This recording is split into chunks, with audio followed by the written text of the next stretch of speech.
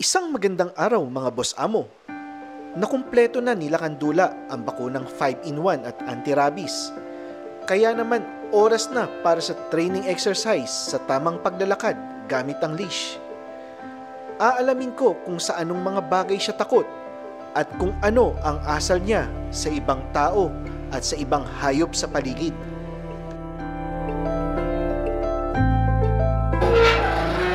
Pagbukas pa lang ng pinto ay tumaas na agad ang kanyang pananabik na lumabas. Ngunit hindi ito ubra sa akin. Sa bawat pagtatangka niyang lumabas ay hinaharangan ko siya gamit ang aking binti. Pilit niyang binababa ang kanyang ulo upang makasiksik at makalusot sa aking pagharang. Ngunit basang-basa ko na ang kanyang galawan. Pinaupo ko siya at itinaas ko ang kanyang ulo. Walang salita at walang utos.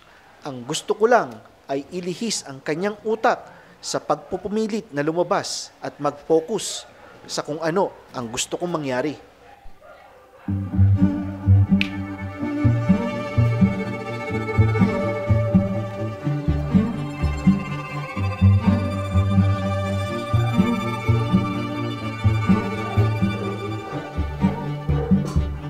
Ang gusto ko lang naman na siya ay maging mahinahon at tumingin sa akin upang mailagay ko na ang leash.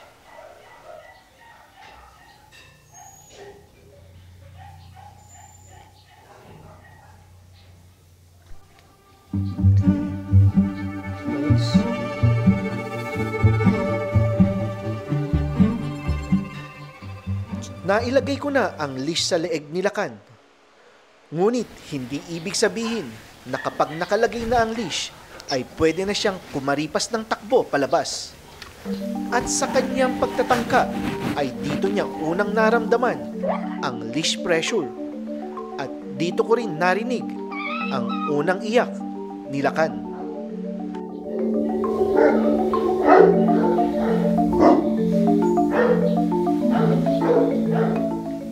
Nanibago si Lakan sa leash pressure. Ngunit dahil sa pressure na naramdaman niya, siya ay biglang natutong makinig sa akin. At dahil din sa pressure, ay nagawa niyang maglakad ng nakalish. Dahil sa kwento ni Balong, ang isa sa aking mga dog keepers, kapag nilish daw nila si Lakan, ito ay naglalakad ng bahagya at tuluyan ng hihiga.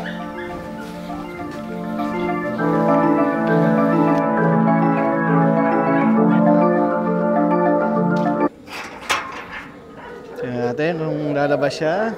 Sa bawat pinto ay ako ang unang lalabas. Iyan ang training ko sa lahat ng aso ko. At iyan din ang turo ko kay Lakan. Kaya't noong akmang lalabas si Lakan, ay hinila ko agad ang leash pabalik upang ilihis ang kanyang utak sa paglabas at mabaling ang atensyon niya sa akin.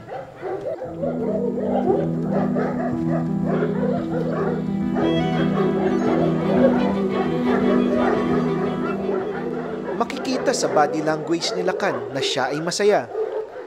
Masaya dahil simula noong kinuha ko siya at ipasok sa loob ng supero, ay ngayon lang siya makakalabas.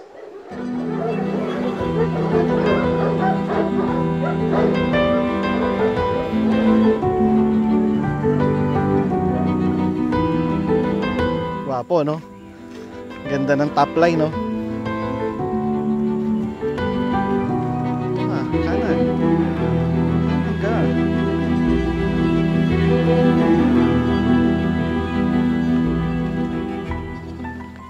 Tingnan natin reaction niya sa ibang tao. Hoy, morning! Maganda ang naging reaksyon ni Lakan sa kauna-unahang tao na nakasalubong niya sa labas. Hindi siya takot at hindi din siya tumahol. Medyo may tension pa din sa leash dahil bago sa kanya ang paglalakad ng nakalish at bagong-bago sa kanya ang lugar. Mas may tension pa tuwing kami ay dadaan sa putikan.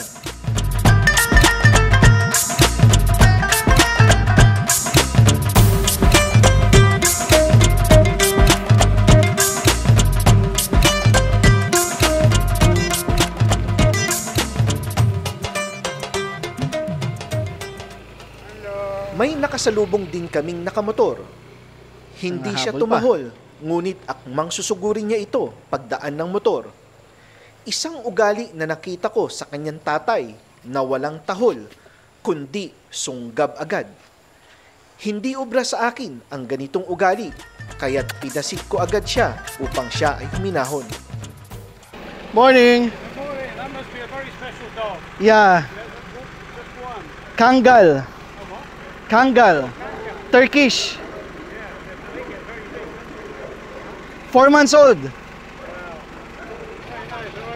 Oh, yan ang ano. Bumahagang buntot to. Thank you. Ewan ko ba kung bakit, pero lahat ng aso ko sa party na ito sila natatakot tuwing sila ay may training exercise noong mga tuta pa sila. At sila kan ay ganun din.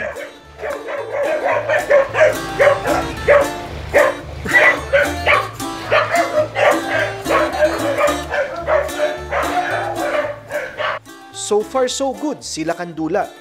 May konting takot ngunit hindi malala. Hindi na din siya nauuna sa akin sa paglakad. Siya ay nasa tagiliran ko na lang. Parang isang sidekick o parang isang Morning. bodyguard. May nakasalubong din kaming follower. Kangal. Oh, Turkish.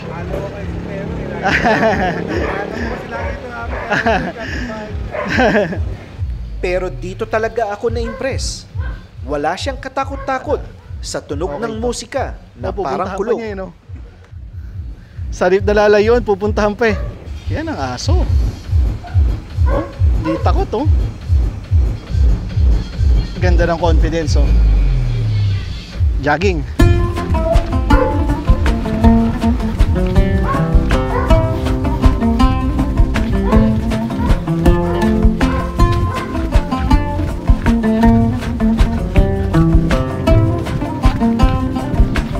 Marunong tumakbo.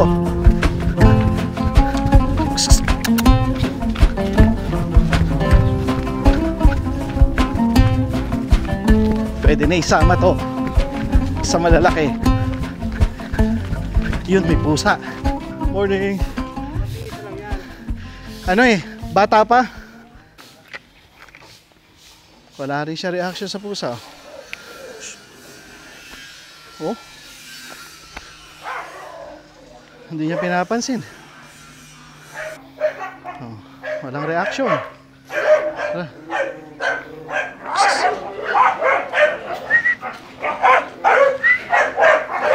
Dito siya takot.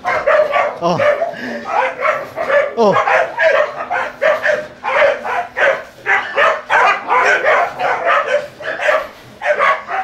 Sir.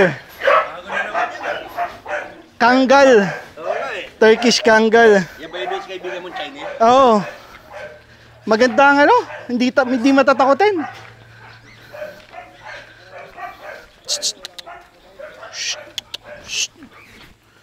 Kasi sabi ko lang hindi ka matatakotin, bigla ka natakot.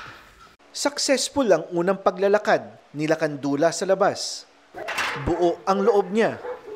Kailangan lang ng tamang gabay dahil ang takot na nakikita ko sa kanya ay takot lang ng naninibagong aso at hindi nananalaytay sa kanyang dugo. Mas kailangan pagtuunan ng pansin ang akmang pagsugod niya sa mga tao na nakamotor. Madali din niyang natutunan ang leash pressure at ang aking pamantayan sa mga pintuan na dapat tao ang una. Ganon din ang paglalakad sa aking tabi o sa Gentle. aking likod.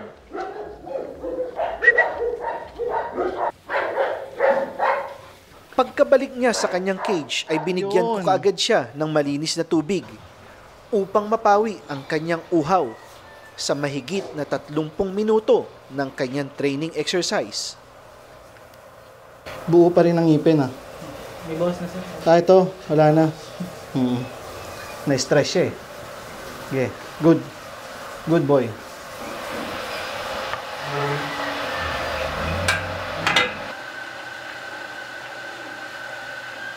Pagod siya eh, oh. Ako din na naghanda ng kanyang tanghalian. 900 grams ng Supero Premium Raw Dog Food, Beef and Chicken. May pagka-frozen pa. Nilagyan ko ito ng sambong, tawa-tawa at ang aking alamat na bawang. Hinalo ko ito gamit ang aking mga kamay, mahinahon at buong puso. Pagkatapos nun ay pumunta na ako sa kanyang cage upang ibigay ito sa kanya. Si Lakan ay umupo at tumingin sa akin. Pagkatapos nun ay binigyan ko din siya ng malagkit na tingin. Tingin ng isang boss amo na natutuwa sa inasal niya. Pagkatapos niyang kumain ay kinuha ko ulit ang bowl upang lagyan ulit ng malinis na tubig. Si Lakan ay nagpahinga na. Siya ay magpapalakas upang maisama ko na siya sa backwalk ng pinakamalakas na mga barako sa Pilipinas.